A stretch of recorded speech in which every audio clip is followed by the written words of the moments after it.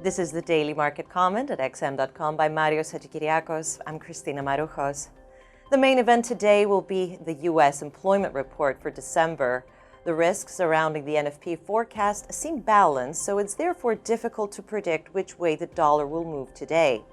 However, it might be easier to predict how U.S. stocks will react. The Fed has been crystal clear that while rates are currently on hold, they could easily be cut again if the economy starts flashing warning signs. But on the contrary, the bar for raising them is tremendously high and would likely require persistent above-target inflation. That implies that if jobs number disappoint a little today, U.S. stock indices could edge even higher on a bad news is good news for stocks reaction, as markets start pricing in a greater probability of Fed rate cuts. On the other hand, a positive surprise in the jobs numbers may not do much to convince investors that the Fed will even consider raising rates, limiting any losses in stocks. It will probably take a huge NFP disappointment today for risk aversion to truly take hold and push U.S. equities notably lower. Employment data for December will also be released in Canada.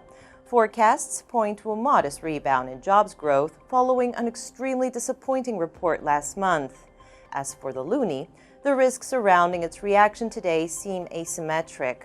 With market pricing for Bank of Canada rate cuts remaining very subdued, a potential disappointment could generate a bigger negative reaction in the currency compared to the equivalent positive reaction if the job numbers beat forecasts.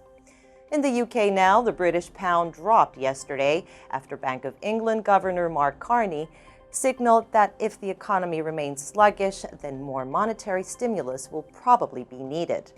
Indeed, growth is slowing rapidly while investment is stagnant, so unless economic data take a dramatic turn for the better, it's very likely that the Bank of England will cut before long.